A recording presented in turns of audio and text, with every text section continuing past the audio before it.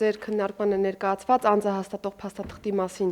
օրենսդրական նախաձեռնություն եւ հարակից օրենքների նախագծերը, փաթեթի նպատակը Հայաստանի Հանրապետությունում ներդրվող կենսաչափական նոր համակարգին համապատասխան օրենսդրություն ունենալն է եւ դա ունենալն է համակարգված տարբերակով, այսինքն մեկ միասնական օրենքում զետեղված են լինելու բոլոր իրավակարգավորումները, որը թույլ կտա լիազոր մարմնին համապարփակ կերպով անդրադառնալու բոլոր հարցերին։ Նախագծերով ըստ էության առաջարկում ենք հետեւյալը՝ 16 տարին լրացած անձանց համար նույնականացման քարտ ունենալը դարձնել պարտադիր եւ նույնականացման քարտ ունենալու պայմաններում է միայն, որ անձը կարող է ստանալ անձնագիր, կենսաչափական անձնագիր։ 6-ից 16 տարեկան անձանց համար նախատեսում են կամ արտահայտության սկզբունքով նույնականացման քարտ ունենալու հնարավորություն, իսկ մինչև 6 տարեկան անձանց դեպքում անձահաստատող փաստաթուղթը դիտարկվելու է ծննդյան վկայականը որպես այդպիսին։ Պիտի փաստեմ, որ որպես նաև նախորդ հարցի շարունակականություն ճամփորդական բոլոր փաստաթղթերը համապատասխանեցվում են քաղաքացիական ավիացիայի միջազգային կազմակերպության ICAO-ի 9303 ստանդարտին եւ կարեւոր եմ համարում այն, որ այս փաստաթղթերն ըստ էության մեզ թույլ են տալու ավելի մեծ թվայնացման դաշտ ունենալ Հայաստանի Հանրապետությունում եւ խրախուսել ծառայություններից օգտվել հենց թվային հարթակների միջոցով։ Սա է պատճառը, որ նույնականացման քարտի տրամաբանությունը բերել ենք այն ուղղությամբ, որ ներպետական ընթացակարգերում պիտի գործածենք անձահաստատող փաստաթուղթ որպես նույնականացման քարտը, իսկ անձնագրերը դիտարկենք որպես ճամփորդական փաստաթղթեր։ Երկրորդ կարևոր փոփոխությունն այն է, որ օտարերկրացիների, փախստականների եւ քաղաքացիություն չունեցող անձանց համար բոլոր փաստաթղթերը եւս դարձնում են կենսաչափական, այսինքն կենսաչափական տվյալներ ենք ներդնում, այս պայծրությամբ թեև օրենսդրությունը նախատեսում է, բայց ֆիզիկական հնարավորություն այդպիսի տվյալներ հավաքագրելու չունենք։ Երրորդ ուղղությունն ըստ էության վերաբերում է պետություն մասնավոր գործընկերության շրջանակներում կենսաչափական համակարգ ներդնելու տրամաբանության մեջ պետություն մասնավոր գործընկեր հարաբերակցությունը կարգավորելն օրենսդրական դաշտում։ Շատ կարևոր է այն հանգամանքը, որ մենք հստակ օրենսդրությամբ նախատեսում ենք, որ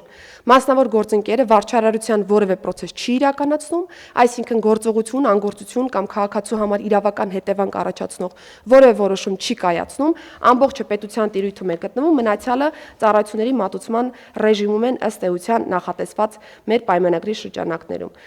Այլ փոփոխություններ եւս նախատեսել ենք, որոնք վերացնում են այն բոլոր դեֆորմացիաները, որոնք անձահաստատող փաստաթղթի մասով մենք տարիներ շարունակ ունեցել ենք մեր երկրում, այդ թվում անձնագիրը վերցնելու եւ մնացյալ բաղադրիչների մասով, եւ ես ուզում եմ փաստել, որ սա ըստ էության նեղ համատեքստն է կենսաչափական համակարգի, այսինքն օրենսդրություն, որով նախատեսում ենք այս բոլոր ընթացակարգերը, ընդ որում անդրադարձել ենք նաեւ պետական տուրքերի հետ կապված հարցերին, որը բնականաբար նոր որակի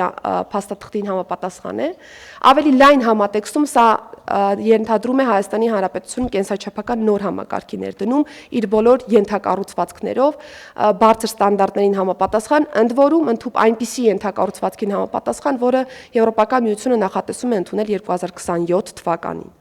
Պիտի փաստեմ, որ լայն համատեքստում է նաև վիզաների ազատականացման երկխոսության շրջանակներում այս գործողությունը, որովհետև ՀՀԵՄ վիզաների ազատականացման գործողությունների ծրագրում ամենակարևոր բաղադրիչը թերևս անձահաստատող փաստաթղթերին է վերաբերում կենսաչափական համակարգի ներդրմանը եւ կարելի է ասել մենք քայլ առաջ ենք նույնիսկ առաջընթացի զեկույցից, որովհետև մայիսին գնահատվելու ընդամենը օրենսդրական կտորը, իսկ մենք արդեն 2026 թվականի աշնանը պատրաստ ենք լինելու ամբողջ ենթակառուցվածքի ներդրման։ Եվ քանի որ հպանցիկ անդրադարձա, ուզում եմ նաև վերադառնալ թվայնացման հարցին, պարոն վարչապետ, որովհետև մենք անընդհատ անձի